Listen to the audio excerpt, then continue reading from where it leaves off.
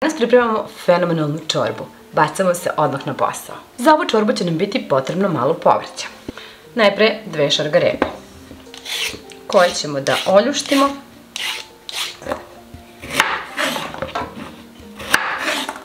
Šargarepe ćemo da narendamo na ovo sitnije rende. U lonac ćemo da sipamo malo ulja. Dodat ćemo zatim i šargarepu.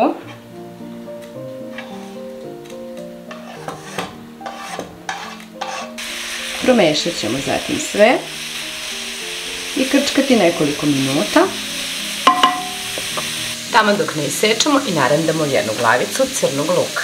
Ja ću ga rendati na ovo krupnije rende. Odmah ćemo zatim da naseckamo i jedan mali komadić raziluka. Ne morate u principu, ali ovu čorbu uvek pravim po varijanti otvorim frižider pa vidim šta imam od povrća i onda napravim ovaj šargarepa malo omekšala u roku od 2-3 minuta. Mi smo naseckali luk i dodajemo ga.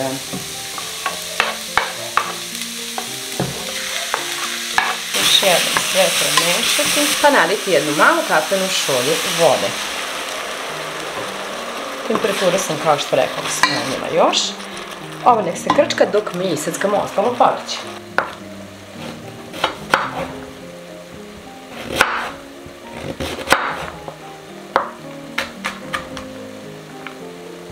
Dodat ću i pola tikvice. Možete naravno celu, kao što rekao, tako mi je ostalo u frižideru i eto to sam pokupila da iskoristim i napravim čorbu.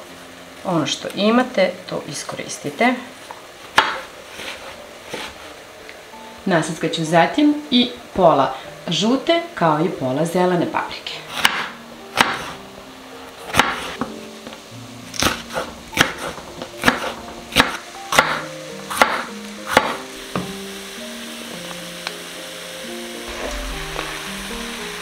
Promešamo. Pogledajte vi ove predivne boje. Dodat ćemo još 2 šoljice vode i pustite da se krčka dok naseckamo krompir. Ja sam ovdje pripremila 3 mlada krompira, ali možete i star krompir da naseckate. Oljuštiti.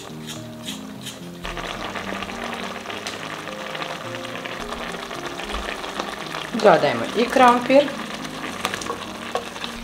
Sve promešamo. Nalit ćemo zatim vodu do vrha. Poklopiti i krčkati. Kada voda bude proključala, malo ćemo da smanjimo temperaturu i da krčkamo još nekih 20 minuta. Odnosno, najbolje je da proverite ako se povrće skuvalo, to je to možda. Ovdje sam pripremila oko 4,5 pune kašike paprike, odnosno 200 grama. I dodat ću jedno jaje. Pa sve izmešati ovako. Začinit ćemo po ukusu. Možete da posolite, da dodate suvi začin.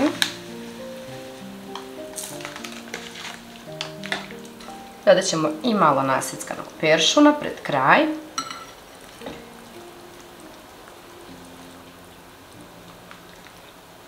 Sada ćemo uzeti malo ove čorbe i staviti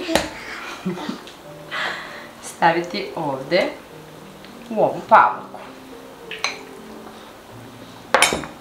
Promešati, a čorbu ugasiti i skloniti je sa vatre.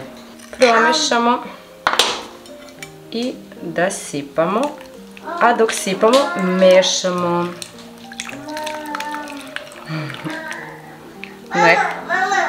Neko je ogladneo.